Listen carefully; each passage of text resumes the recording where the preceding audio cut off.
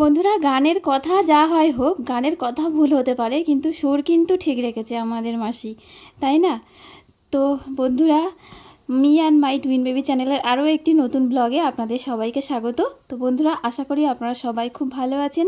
আর এই যে থানকুনি পাতাগুলো দেখছেন, এগুলো আমার আগের ব্লগে নিশ্চয়ই আপনারা দেখেছেন যে বাবা এসেছিলো ভাইজিকে নিতে, তো আসার সময় আমার জন্য এগুলো এনেছিল। তো যেহেতু অনেকটা বেলা হয়ে গেছিলো, তো তখন তো আর রান্না করা সম্ভব না এগুলো, বা মানে থানকুনি পাতা দিয়ে কোনো কিছু আর বানাইনি। তো আমি এগুলো ফ্রিজে রেখেছিলাম। তো এখন এই থানকুনি পাতাগুলো বেছে নিচ্ছি, আর এটা দিয়ে দুরকমভাবে মানে পাতাটা দুরকমভাবে খাওয়া হবে। তো দুরকম রেসিপি আর কি, এক কথায়। তো আপনারা সাথে তো বন্ধুরা, আজকে যেহেতু থানকুনি পাতা খাওয়া হচ্ছে, তো চলুন একবার জেনে নিই থানকুনি পাতার উপকারিতাটা। তো থানকুনি পাতা কিন্তু রোগ প্রতিরোধ ক্ষমতা বাড়ায়, তার কারণ এই থানকুনি পাতায় কিন্তু প্রচুর পরিমাণে ভিটামিন সি আছে। আর বিশেষ করে পেটের অসুখে কিন্তু থানকুনি পাতা একদম অতুলনীয়, কোনো তুলনা নেই থানকুনি পাতার। তাছাড়া কিন্তু মুখের ব্রণও দূর করে থাকে, আর সর্দি কাশির জন্যও কিন্তু উপকার। গলা ব্যথা হলেও কিন্তু মানে উপকার হয়, আর সাময়িকভাবে কিন্তু কাশিও কমাতে সাহায্য করে। তাছাড়া বন্ধুরা, চেহারায় লাবণ্য আনতে কিন্তু এই থানকুনি পাতা 1 গ্লাস দুধের সাথে 4 থেকে 5 চামচ থানকুনি পাতার রস মিশিয়ে খেলে কিন্তু ভীষণভাবে চেহারায় লাবণ্য সৌন্দর্য একদম ছড়িয়ে পড়বে। ঠিক আছে বন্ধুরা, তো দেখুন কথা বলতে বলতে আমার পাতাগুলো কিন্তু ভালো করে বাছাও হয়ে গেছে, আর ভালো করে সব ধুয়ে নিয়েছি। তো প্রথমেই বানাবো থানকুনি পাতার ভর্তা। তো সেটা প্লেন ভর্তা, তো তার জন্য থানকুনি পাতা তো বাটতে হবে। আর থানকুনি পাতা যদি মিক্সচারে বাটেন বন্ধুরা, তাহলে কিন্তু তেতো তেতো ভাবটা চলে আসবে। ওই জন্য এই যে দেখুন শিল পেতে নিয়েছি। আর এরকম আমি আবার জল না দিয়ে বাটতে পারি না, কিন্তু এরকম জল ছাড়া শুকনো বাটা সেটা একমাত্র মার পক্ষেই সম্ভব, আমার পক্ষে সম্ভব না। ওই জন্য মাকে বললাম তুমি বেটে দাও।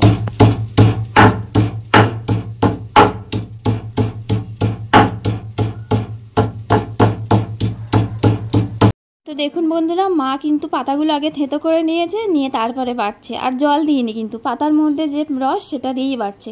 কিন্তু এইটা যদি আমি বাটতাম তাহলে আমার কিন্তু অনেক জল লেগে যেত, আমি জল ছাড়া একদম বাটতে পারি না, বিশ্বাস করুন। আর এর সাথে কিন্তু এবার এর সাথে সর্ষে দিয়ে দেবো। আর আমি কিন্তু এখানে কালো সর্ষে বা লাল সর্ষেটা দিচ্ছি না, তার কারণ লাল সর্ষে একটু মানে বেশি তেতো তেতো ভাব চলে আসে। আর এরকমভাবে ডাইরেক্ট খাওয়ার জন্য মানে সাদা সর্ষেটাই আমার কাছে বেস্ট মনে হয়, ওই জন্য একটু সাদা সর্ষে দিয়েছি। আর এই সাদা সর্ষেটা ধুয়েও নিয়েছি, তো সেটা দেখালাম না। দিয়ে ওই পাতার সাথে একসাথেই বেটে নেওয়া হচ্ছে, তো একসাথেই মা বেটে দিচ্ছে। তো দেখুন থানকুনি পাতা আর সাদা সর্ষে একসাথে বেটে নিয়েছে, তো প্রায় হয়ে এসছে। তো দেখুন মা কত সুন্দর করে বেটে নিয়েছে, পুরো শুকনো। আর এটা যদি আমি বাটতাম তাহলে চারিদিক থেকে মানে পাতার মানে জল গড়িয়ে পড়তো। এটা বাটা হয়ে গেছে, এবার আমি এটা যেহেতু কাঁচা পাতা, তো গরম ভাতের মধ্যে দেব। তো বন্ধুরা, আজকের ভাত একটু নরম হয়েছিল, ওই জন্য মা গামলায় ঢেলে দিয়েছে। আর যেহেতু কাঁচা পাতা ওরকমভাবে খাওয়া ঠিক না, ওই জন্য একটু ভাতের মধ্যে দেব। তো গরম ভাতের মধ্যে থাকলে ভাতের ভাবে ওটা পাতাটা সিদ্ধ হয়ে যাবে। তো বন্ধুরা দেখুন একদম রেডি করে নিয়েছি। তো এবার ভাত খেতে বসবো। তো ভাত নিয়ে নিয়েছি, আর এখানে যে থানকুনি পাতায় একটু লবণ দিয়ে দিচ্ছি। আর এখানে আমি তেল বেশি দেব না, তার কারণ অলরেডি এর মধ্যে সর্ষে দেওয়া আছে। আর ওই জন্য আমি সামান্য অল্প পরিমাণে সর্ষের তেল দিচ্ছি, তার কারণ এমনি সর্ষের যা ঝাঁঝ আছে তাতেই এমনি চোখ থেকে জল বেরিয়ে আসবে। তো ওই জন্য অল্প তেল দিয়েছি, দিয়ে তেল লবণ দিয়ে মেখে এবার খেতে বসবো। তো বন্ধুরা, থানকুনি পাতার ভর্তা হয়ে গেল, তো ভর্তা দিয়ে এবার ভাত খেতে বসছি। তো বন্ধুরা, থানকুনি পাতার ভর্তা রেসিপি তো হয়ে গেল, এবার থানকুনি পাতার রান্না হবে। তো তার জন্য থানকুনি পাতা বেটে নেওয়া হয়েছে, আর এগুলোর সাথে কিন্তু কোনো সর্ষে দেওয়া হয়নি। আর এগুলো একটু জল জল করে বাড়লেও কোনো অসুবিধা নেই, তার কারণ এর মধ্যে আরও আমি জল দিয়ে দিচ্ছি। তো জল দিয়ে দেখুন এরকম মানে যেরকম পরিমাণে ঝোল হবে সেরকম পরিমাণে জল দিয়ে দিয়েছি। আর এই যে মৌরলা মাছ, এগুলো দেখে চিনতে পারছেন তো, মৌরলা মাছও কিন্তু বাবা আসার সময় নিয়ে এসেছিল থানকুনি পাতার সাথে। আর এখানে দেখে এই যে হলুদ মাখানো, আমি আগেই বলেছি ওখান থেকে আসার সময় হলুদ দিয়ে নিয়ে আসে। তো ওই তার সাথে আমি হলুদ জলটা বার করে আমি ধুয়ে ফেলে দিয়েছি, তার উপরে আমি আরও একটু হলুদ দিয়ে দিচ্ছি আর লবণ দিয়ে দিচ্ছি। দিয়ে আমি এবার মৌরলা মাছগুলো ভেজে নেব। তো থানকুনি পাতা ছাড়াও আমাদের রান্না হবে মাছের ঝোল, তো সেই জন্যই মাছগুলো ভাজা হয়েছে। তো মাছের মানে মাছ ভাজার পরে যে তেল ছিল, তো সেই তেলেই আমি মৌরলা মাছগুলো ভেজে নেব। ওই মাছগুলো আগে আমার ভাজা হয়ে গেছে, তো দেখুন ওই জন্য কড়াটা এরকম লাগছে। তো এই মাছ তো ওই মাছের তেলেই আমি মাছগুলো ভেজে নেব। তো এই যে আমি মৌরলা মাছগুলো এবার দিয়ে দিচ্ছি। আর বন্ধুরা, আপনাদের উদ্দেশ্যে একটা কথা বলি, অনেক বন্ধুরা আছে দেখছি, মানে আমার যেহেতু ছোট্ট চ্যানেল, মানে একটা দুটো ভিউ হলে আমি বুঝতে পারছি, তো আমার ভিউ হচ্ছে না, ভিউ যোগ হচ্ছে না, কিন্তু আমার কমেন্ট যোগ হয়ে যাচ্ছে। তো প্লিজ এরকম করবেন না, প্লিজ। আর ভিডিওটি স্কিপ করবেন না, ভালোবেসে অবশ্যই পুরো ভিডিওটি দেখবেন। আর হ্যাঁ, অবশ্যই কিন্তু ভিডিওটি লাইক করবেন। আপনার একটা লাইক কিন্তু আমাকে অনেকটা দূর পর্যন্ত নিয়ে যেতে সাহায্য করবে। তো একটা লাইক দিতে তো কোনো ক্ষতি নেই বন্ধুরা, অবশ্যই ভিডিওটি দেখলে একটা লাইক অবশ্যই দিয়ে দেবেন। আর আমার পুরানো বন্ধু যারা আছে তারা তো আমার সাথে আছেন ভালোবেসে, তো তাদেরকে অনেক অনেক ধন্যবাদ। অবশ্যই কমেন্ট করবেন আর লাইক করবেন। আর নতুন বন্ধু যারা দেখছেন অবশ্যই ভিডিওটি লাইক করবেন আর অবশ্যই ভালোবেসে একটা কমেন্ট করে দেবেন, তাহলে আমি বুঝতে পারবো আমার নতুন বন্ধু কে। ঠিক আছে? তো যাই হোক বন্ধুরা, আপনাদের সাথে কথা বলতে বলতে কিন্তু আমার রান্নাটা প্রায় হয়ে এসছে। তো মাছগুলো কিন্তু ভাজা হয়ে গেছে, মৌরলা মাছ। আর জানেন, তোজো আর তান কিন্তু মৌরলা মাছ খেতে শিখে গেছে, মানে কাঁটা ছাড়াতে হচ্ছে না, একটু বেশ মচমচে করে ভেজে দিলে ওরা কিন্তু খেয়ে নিচ্ছে, খেতে পাচ্ছে। তো যাই হোক, পেঁয়াজ দিয়ে দিয়েছি আর পেঁয়াজটা একটু ভাজা ভাজা হয়ে গেছে। আর তার মধ্যে অল্প একটু পরিমাণে পাঁচফোড়ন দিয়ে দিয়েছি, অল্প, না দেওয়ার মতো। তো একটুখানি পাঁচফোড়ন আর পেঁয়াজ দিয়ে ভালো করে নাড়াচাড়া করে নিচ্ছি।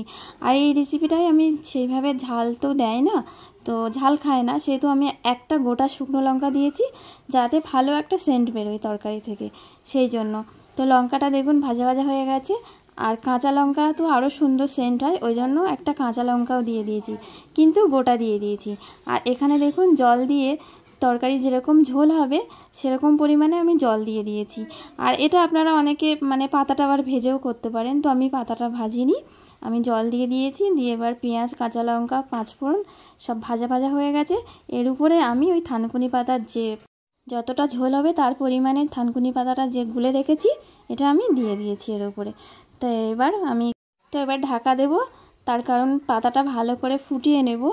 তো একটু লবণ দিয়ে দিচ্ছি স্বাদ মতো, আর এখানে স্বাদ মতো একটু মানে রং অনুযায়ী একটু হলুদ দিয়ে দিচ্ছি। যদিও এটা সবুজ সবুজ তরকারি, তো হলুদ না দিলেও হয়, তবুও একটু হলুদ দিয়ে দিচ্ছি, কারণ হলুদ দিলে পাতায় যদি কোনো জীবাণু বা কোনো কিছু থাকে তো সেটা কিন্তু মানে হলুদ দিলে সেটা কেটে যায়। আর তো প্রায় হয়ে এসছে, ওই জন্য আমি এবার মৌরলা মাছগুলো দিয়ে দিয়েছি, দিয়ে আবারও ভালো করে একটু ফুটিয়ে নিচ্ছি। তো ফুটে গেছে। এবার এখানে আমি জিরে, ধনে, গোলমরিচ একসাথে বাটা ছিল সেটাও দিয়ে দিলাম। দিয়ে এবার দেখুন একদম টকবক টকবক করে ফুটছে। তো তরকারিটা আমার হয়ে গেছে, একদম রেডি। তো বন্ধুরা, রান্নাটা আমার হয়ে গেছে। আর বিশ্বাস করুন, এই গরমে গরম গরম ভাতের সাথে এটা খেতে কিন্তু ভীষণ ভালো লাগে আর খুবই উপকার, খুব উপকার এটা। তো আমি এদিকে রান্না করছিলাম, তার আগে আমার বড়মশাই খেতে বসেছিল, তো ওর অন্য কিছু দিয়ে অর্ধেক খাওয়া হয়ে গেছে, তখন এই রান্নাটা হয়নি, তো এখন হয়েছে, ওই জন্য এটা দিয়ে এখনও খাচ্ছে, টেস্ট করছে। আর ওর তো খুবই ভালো লাগে এটা খেতে, আর সেই জন্য ও খাচ্ছে, বেশ মজা করেই কিন্তু খাচ্ছে। তো বন্ধুরা, আমারও খুব খিদে পেয়ে গেছে, তো আমি আবার খেতে বসবো। তো কেমন লাগলো আপনাদের অবশ্যই কিন্তু কমেন্ট করে জানাবেন বন্ধুরা। তো বড়মশাইয়ের খাওয়া হয়ে গেছে, আর বড়মশাই এখন এক জায়গায় যাচ্ছে, আর কোথায় যাচ্ছে, কি আনতে যাচ্ছে, কার সাথে দেখা করতে যাচ্ছে, সবটা আমি আপনাদের কালকে বলবো। তো কালকে ব্লগে সবটা নিয়ে আসছি। তো বন্ধুরা, এতক্ষণ আমার সাথে থাকার জন্য আপনাদেরকে অনেক অনেক অনেক ধন্যবাদ। তো আপনারা সবাই খুব ভালো থাকবেন, সুস্থ থাকবেন, আর অবশ্যই ভিডিওটি একটি লাইক করে দেবেন আর কমেন্ট করবেন। তো আর আবারও বলছি, সাবস্ক্রাইব করে দিয়ে কিন্তু অবশ্যই আমার পাশে থাকবেন। তো বন্ধুরা, সবাই খুব ভালো থাকুন, সবাইকে আজকের মতো টাটা।